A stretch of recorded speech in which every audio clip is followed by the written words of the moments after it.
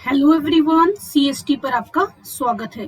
Friends, आज हमारा mission DSSB की डिवीजन सीरीज का लेक्चर 5 है, जिसमें हम इनकम टैक्स के कुछ 65 क्वेश्चन डिस्कस करेंगे। और मैंने क्वेश्चन जो अभी पीजीटी कॉमर्स मेल का एग्जाम हुआ था उसके बेस पे कुछ इंपॉर्टेंट क्वेश्चन का कलेक्शन बनाया है।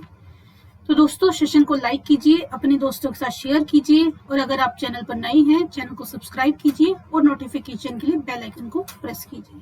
तो चलिए दोस्तों, स्टार्ट करते हैं आज का सेशन। Question number 1। क्वेश्चन में ज्यादा डिटेल में डिस्कस नहीं करूंगी क्योंकि बहुत लंबा लेक्चर हो जाएगा। थोड़ा सा डिफरेंट वैरायटी के क्वेश्चन क्विकली डिस्कस करेंगे।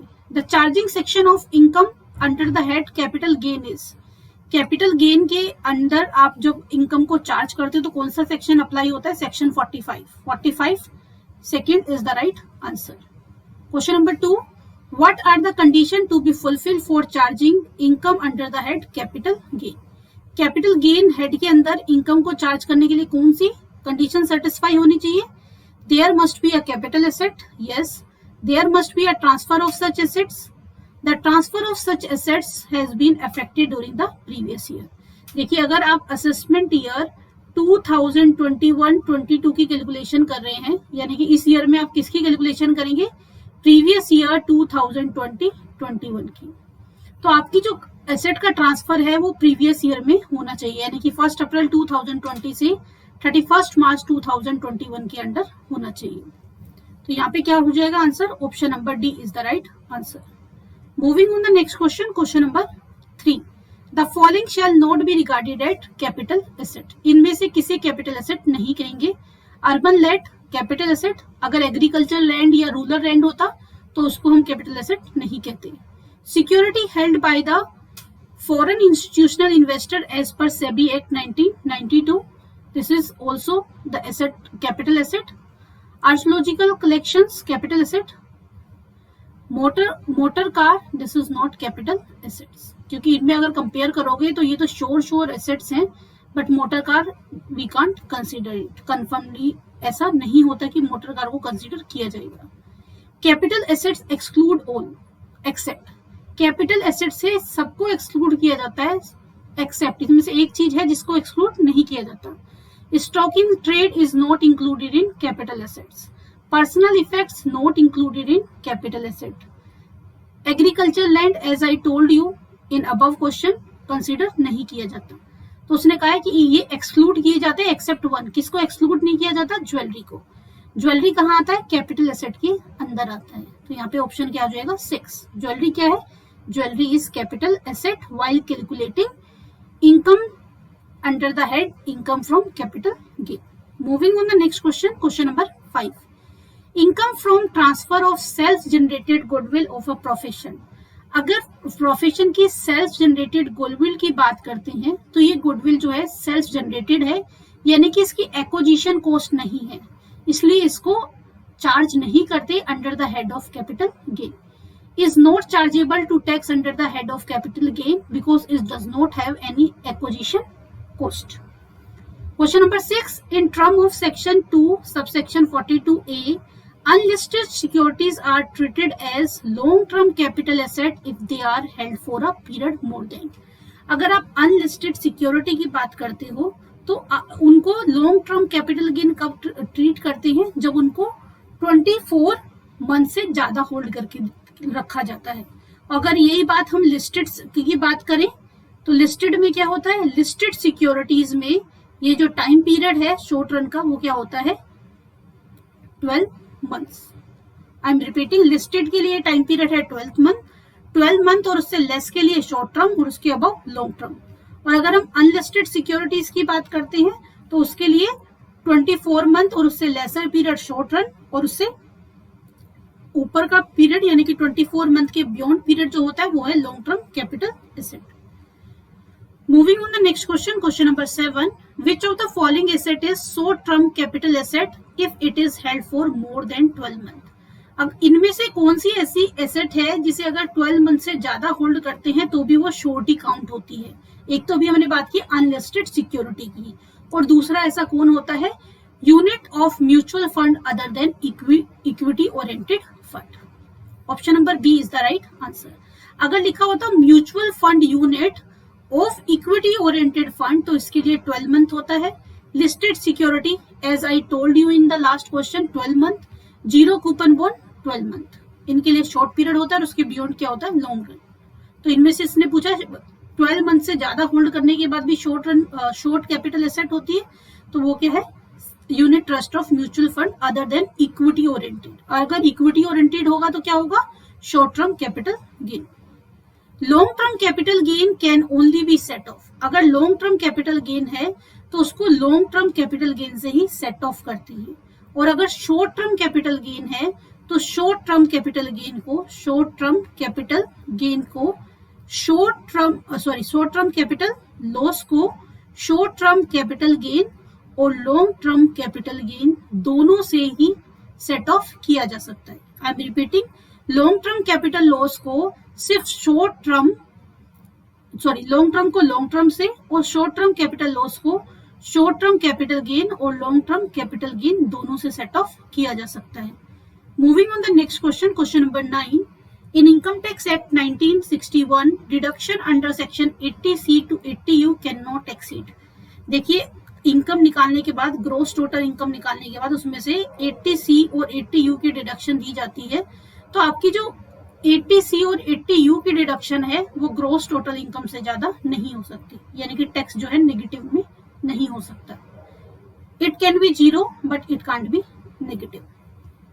Payment of LIC premium can be claimed as under section, LIC का जो प्रीमियम है वो कहाँ आता है, सेक्शन 80C, और हेल्थ इंश्योरेंस का जो प्रीमियम पे करते हैं वो कहाँ आता है, सेक्शन 80। कौन सा premium, premium on health insurance. Clear, तो एटलीस्ट बेसिक आपको पता हो, बाकी सारे डिडक्शन अगर आप पढ़ सकते हैं तो पढ़िए। मैंने कुछ, क्योंकि इतना कुछ है तो जो मुझे कुछ चीजें इंपॉर्टेंट लगी वो मैंने कंसीडर की। Minor income is club to, minor क्या होता है, जो 18 साल से नीचे के बच्चे हैं वो क्या है, माइनर है।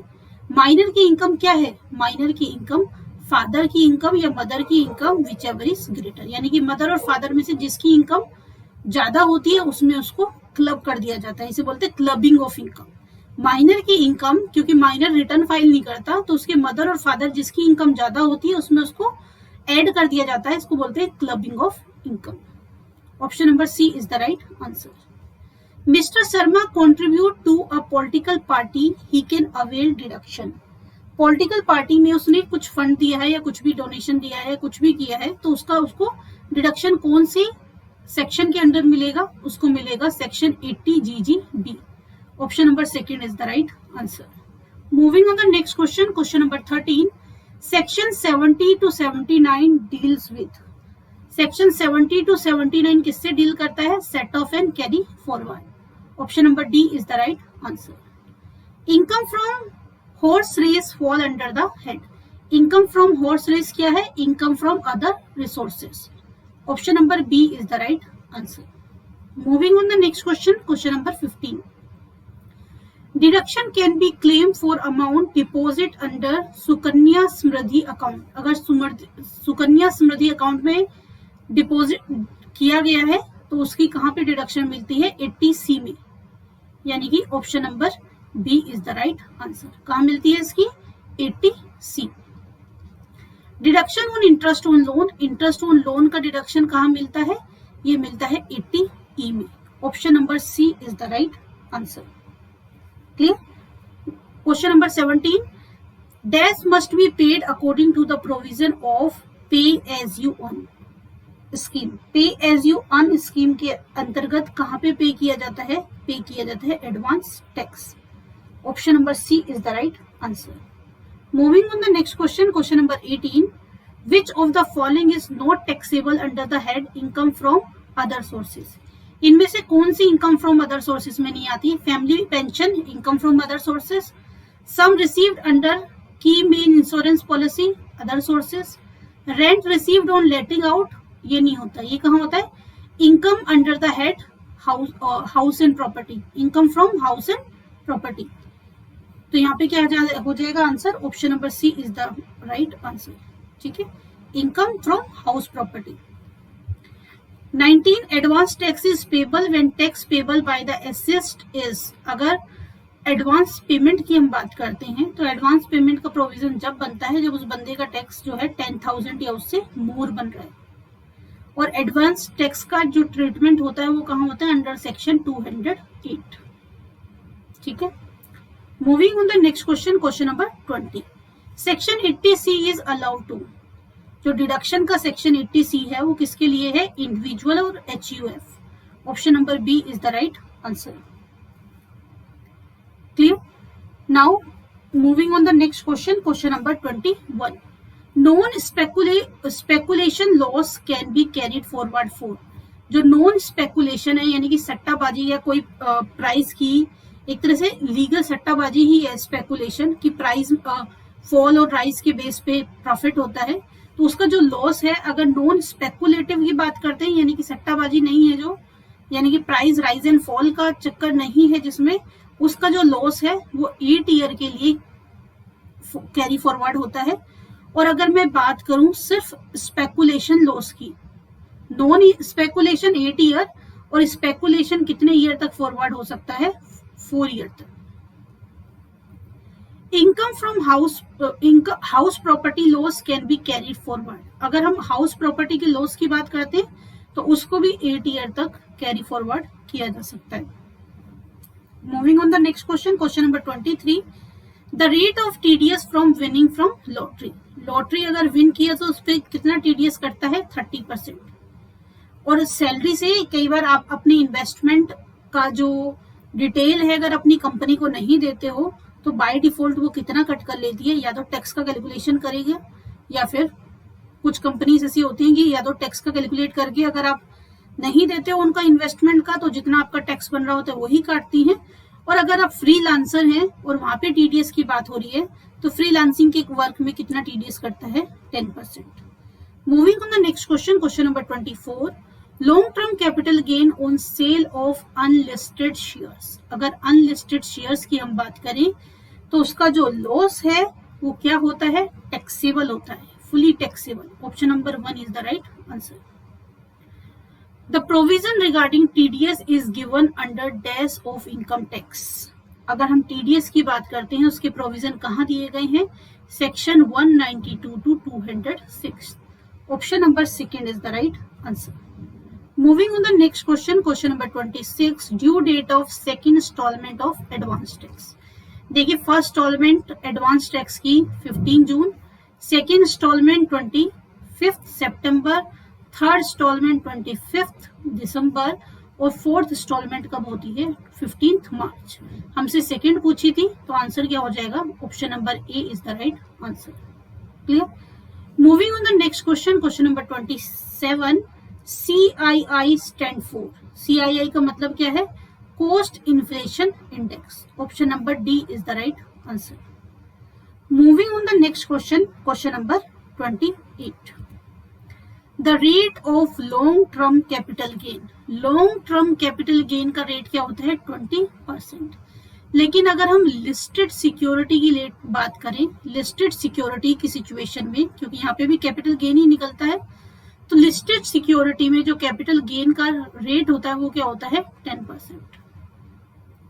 अगर नॉर्मल कुछ नहीं लिखा हुआ, कंडीशन वंडीशन कुछ नहीं है, नॉर्मल क्वेश्चन पूछा हुआ है कि लॉन्ग टर्म कैपिटल गेन कितना होगा, तो वो होगा 20%। और लिस्टेड सिक्योरिटी की सिचुएशन में क्या होता है? 10%। ठीक है? There are dash type of capital asset, asset दो तरह की होती है, शॉर्ट टर्म कैपिटल एसेट और लॉन्ग टर्म कैपिटल एसेट, जिन पे हम शॉर्ट टर्म कैपिटल गेन और long term capital gain calculate करते हैं। Option number A is the right answer. Moving on the next question, question number 30। Income tax act was passed in the year, income tax act जो है वो पास किया गया था 1961 में। और स्टार्ट कब से हुआ था? ये स्टार्ट हुआ था एप्लीकेबिलिटी इसकी 1 अप्रैल 1962 से। पास हुआ था 1961 में और अप्लाई हुआ था 1 अप्रैल 1962 से। Clear? Rebate of income tax is defined as per section, अगर हम आप इनकम टैक्स की स्लैब देखोगे तो उसमें 5% का रिबेट मिलता है, तो वो 5% का रिबेट कहाँ मिलता है? Section 87A। कितना मिलता है? 5% का rebate. Moving on the next question, question number 32। When the income earned in an year is tax in the same year it is called. अभी पीछे मैंने आपको क्वेश्चन में बताया कि असेसमेंट ईयर यानी कि 2021-22 असेसमेंट ईयर में हम प्रीवियस ईयर 2020-21 की ईयर को इनकम को क्या करते हैं, उसका टैक्स कैलकुलेट करते हैं। लेकिन अगर जिस ईयर में कमाया है उसी ईयर में उसके ऊपर टैक्स दिया जाता है तो उसे क्या कहते हैं, accelerating assessment. Option number C is the right answer. ठीक है। Education cess is charge at the rate, पहले एजुकेशन सेस 3% था, बढ़ा के कितना कर दिया गया है, 4%। CBDT stand for central board of direct tax. Option number B is the right answer. Question number 35, to be an ordinary resident in India an individual must satisfy. अगर ऑर्डिनरी रेजिडेंट बनना है तो उसको 1 बेसिक कंडीशन और 2 additional condition satisfy करनी है। Basic additional condition कौन सी है, आप वीडियो देखते हुए वीडियो पे कमेंट करके मुझे बताइए कि कौन सी 2 बेसिक कंडीशन है जिनमें से एक सेटिस्फाई करनी होती है, दोनों में से कोई भी एक सेटिस्फाई करेगा तो बंदा क्या बन जाएगा, रेजिडेंट। और उसको रेजिडेंट एंड ऑर्डिनरी रेजिडेंट बनने के लिए एडिशनल 2 कंडीशन यानी कि बहुत कंडीशन सेटिस्फाई करनी होती है, तब वो जाके बनता है ऑर्डिनरी रेजिडेंट। तो क्या कंडीशन है, वीडियो देखते हुए आप वीडियो पे कमेंट करके मुझे बताएंगे कि कौन सी कंडीशंस होती हैं। Question number 36, a company has dash type of residential status. एक कंपनी के 2 रेजिडेंशियल स्टेटस हो सकती है। Option number A is the right answer. Question number 37, a citizen of India who goes abroad for the purpose of employment, he must stay in India in the previous year for at least dash days to become resident। 2 condition होती है, अभी मैंने आपको last उसमें बोला, वो आप comment करके बताएंगे। उनमें से पहली कंडीशन क्या होती है कि प्रीवियस ईयर में बंदा क्या रहना चाहिए, इंडिया में 182 डेज रहना चाहिए। लेकिन उसके बाद दूसरी 60 डेज और उसके बैक डेट का हम डेटा देखते हैं, उस सिचुएशन को हम कुछ सिचुएशन में अप्लाई नहीं करते, यानी कि जो बेसिक 2 कंडीशन है उनमें से ईदर यानी कि एक कंडीशन फुलफिल करनी होती है। लेकिन अगर कोई बंदा एम्प्लॉयमेंट पर्पस के लिए बाहर गया है दूसरी कंट्री में, या फिर वो शिप के थ्रू का मेंबर है, तो उसके लिए सिर्फ एक ही कंडीशन होती है 182 डेज, यानी कि प्रीवियस ईयर में एटलीस्ट 182 डेज और मोर रहा है तभी वो इंडिया का रेजिडेंट होगा। तो यहाँ पे क्या हो जाएगा, option number D is the right answer. Dividend from an Indian company is fully exempted.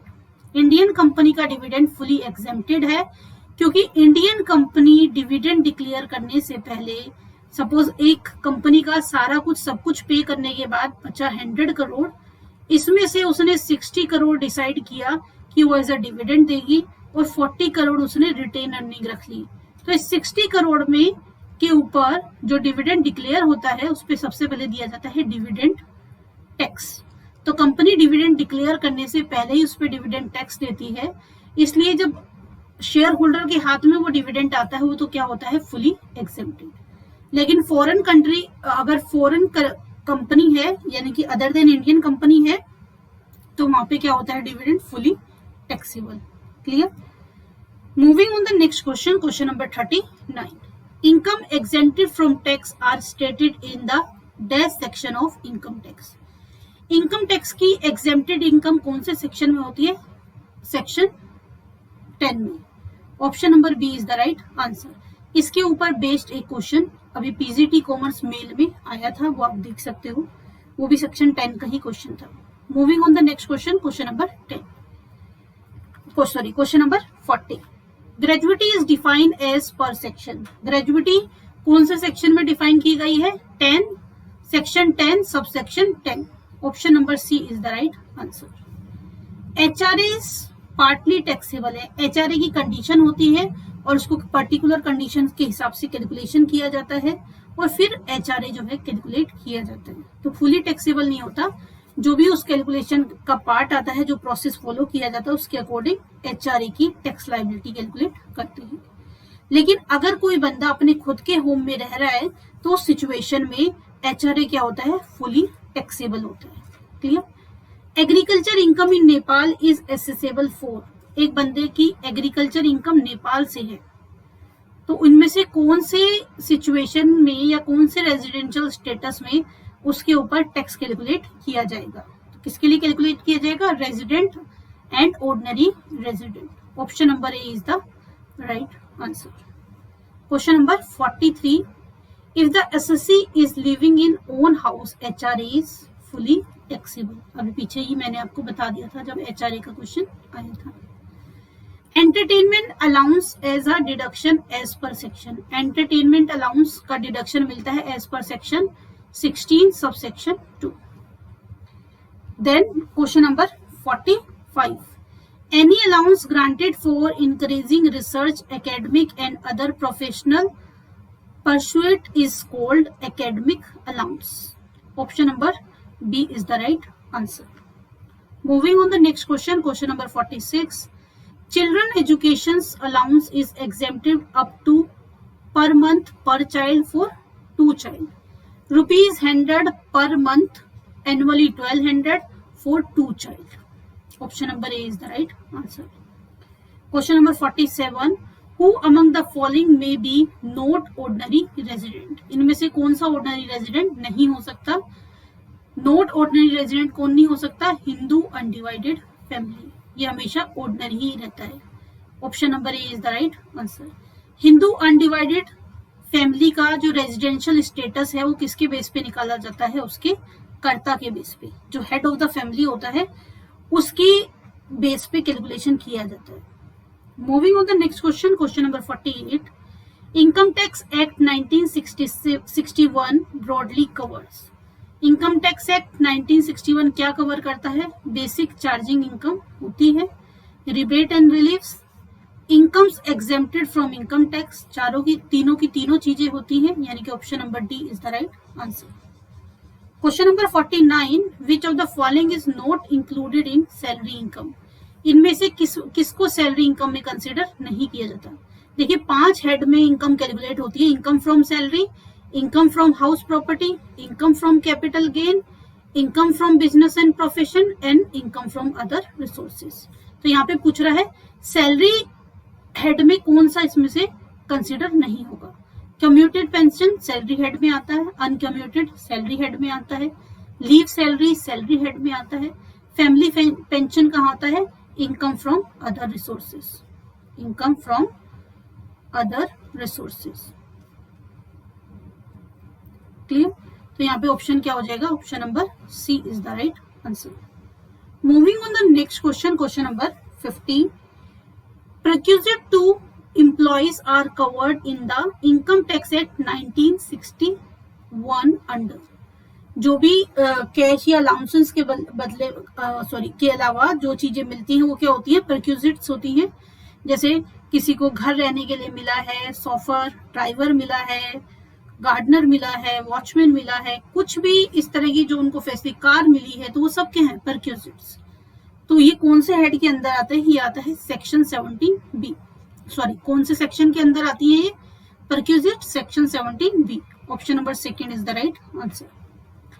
Interest on recognise provident fund और एम्प्लॉय प्रोविडेंट फंड और रजिस्टर्ड प्रोविडेंट फंड भी कई बार वर्ड आ जाता है.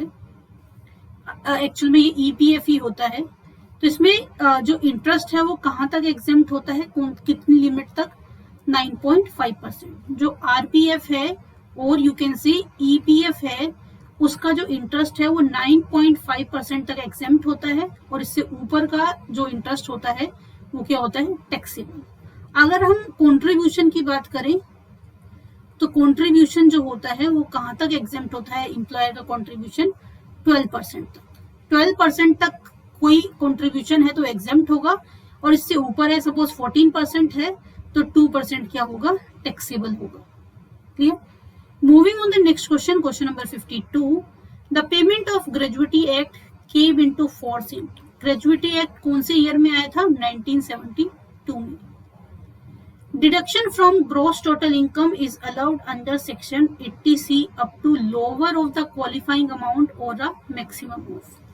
देखिए जो डिडक्शन है ग्रॉस टोटल इनकम से अंडर 80C में, उसकी मैक्सिमम लिमिट क्या है? 1.5 लाख, यानी कि 1,50,000. Option number C is the right answer. Moving on the next question, question number 54.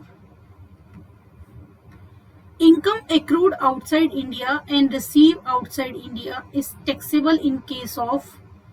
Income accrue भी बाहर हुई है और जो रिसीव्ड है वो भी बाहर हुआ है, तो किसके लिए है टैक्सेबल? वो टैक्सेबल है resident and ordinary resident. Ordinary resident के लिए अगर बाहर एक्रू हुई है और बाहर ही रिसीव हुई है कोई फर्क नहीं पड़ता, तब भी ऑर्डिनरी रेजिडेंट के लिए क्या होगी? टैक्सेबल होगी. 55. Encashment of earn leave is given by. Earn leave का इनकैशमेंट कौन से सेक्शन के अंदर आएगा आपको बताना है, तो वो होगा आपका section 10 sub section 10A. Option number A is the right answer. Question number 56. Compensation received on voluntary retirement is given by dash of income tax act. Voluntary retirement का जो कंपनसेशन है वो कहाँ आएगा? Section 10 sub section 10C. Option number B is the right answer.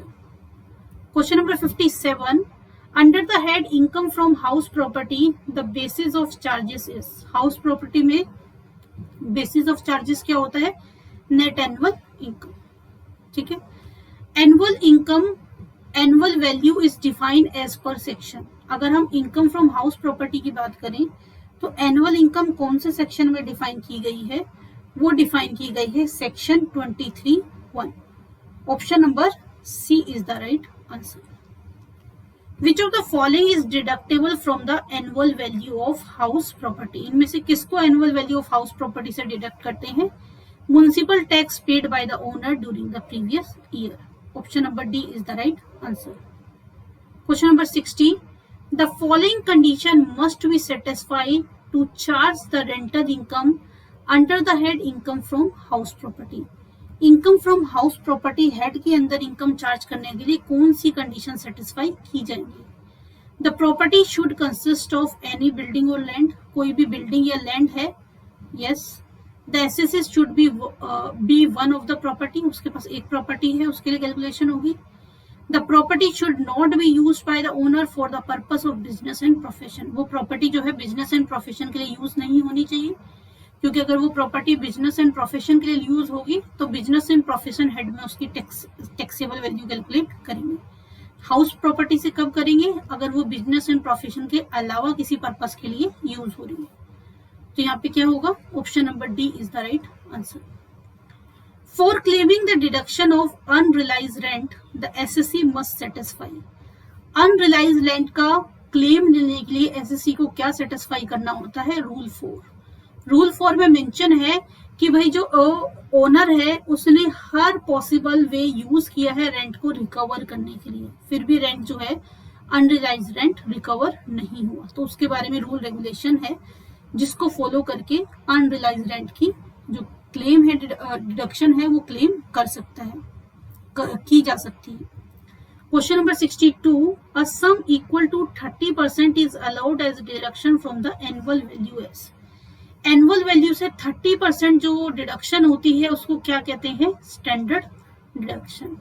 और ये standard deduction कौन से सेक्शन के थ्रू होती है? ये होती है सेक्शन 24. स्टैंडर्ड डिडक्शन सेक्शन 24 के थ्रू, और इसकी रेट क्या है? 30%. Question number 64. Deduction allowed from annual value is. Annual value से कौन सी डिडक्शन होती है? Interest on loan from construction, interest on loan for repair, statutory deduction. तो कौन सी होती है? तीनों की तीनों होती हैं. Option number D is the right answer. Clear. और जो प्री कंस्ट्रक्शन जो हाउस प्रॉपर्टी यूज किए बिना जो कंस्ट्रक्शन पे लोन होता है, तो वो कितने इंस्टॉलमेंट पे किया जाता है? वो लोन पे किया जाता है 5 इंस्टॉलमेंट में. विच of the following charging section of income tax the head profit and gain of business and profession.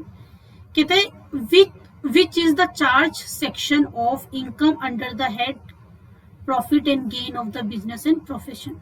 कौन सा सेक्शन यूज होता है प्रॉफिट एंड गेन के लिए? सेक्शन 28. एटलीस्ट इतना बेसिक तो आपको पता होना ही चाहिए. क्लियर.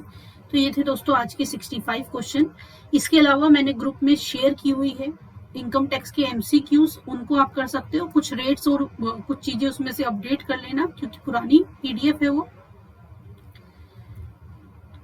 दोस्तों सेशन पसंद आया हो तो सेशन को लाइक कीजिए, अपने दोस्तों के साथ शेयर कीजिए और नोट्स और हमारे अपडेट्स पाने के लिए हमारे टेलीग्राम ग्रुप को ज्वाइन कीजिए। डिस्क्रिप्शन में भी आपको इसका लिंक मिल जाएगा। तो दोस्तों ये थे आज का सेशन। बेस्ट ऑफ लक, मिलते हैं नेक्स्ट सेशन में, तब तक के लिए बाय बाय, टेक केयर।